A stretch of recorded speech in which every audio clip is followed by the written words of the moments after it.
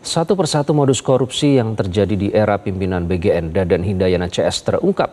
Selain modus mencari mitra dapur SPBG yang terafiliasi, Kejagung juga mulai membongkar kong kali kong di balik pengadaan motor listrik senilai 1 triliunan rupiah lebih.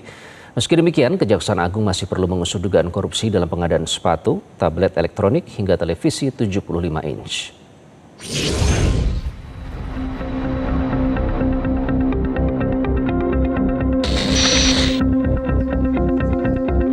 Penegak hukum berkejaran dengan waktu demi mengusut tuntas praktik culas korupsi di balik program makan bergizi gratis yang terjadi di era Dadan Hindayana CS.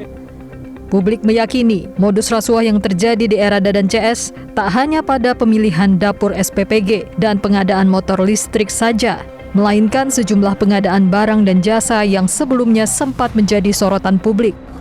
Sebut saja pengadaan 32.000 pasang sepatu, 31.994 unit tablet elektronik, hingga 5.400 unit televisi 75 inci. Kejagung diharapkan dapat mendalami sejumlah pengadaan barang dan jasa tersebut dan memungkinkan adanya tersangka baru dalam kasus korupsi MBG. Ternyata apa yang terjadi, istilahnya orang dulu, ternyata harganya maksimal 28 juta, ya.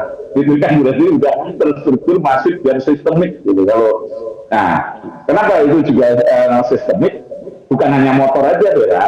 Ada tablet, ada TV, ada kaos kaki, ada internet, semuanya di tender dengan sistem pengadaan langsung, penunjukan langsung, dan kemudian dimakan semua. Jadi klasternya memang pengadaan dan juga setoran dari persetujuan izin SPBG.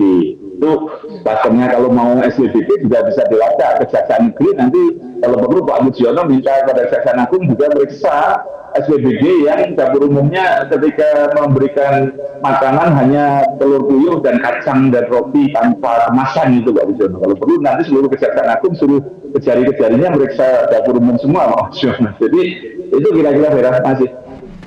Kepala Komisi Kejaksaan Pujiono Suwadi mendukung upaya Kejaksaan mengusut korupsi MBG hingga terang benderang.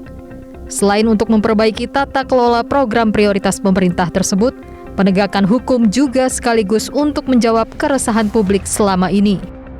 Dugaan saya ya, ini Kejaksaan Agung kan menyasar agar proses-proses kejahatan seperti ini kan tidak terulang dulu. Tetapi ini kan belum menjawab keresahan publik sebenarnya ya. Keresahan publik ini kan mengungkap kasus ini lebih terang benderang lagi.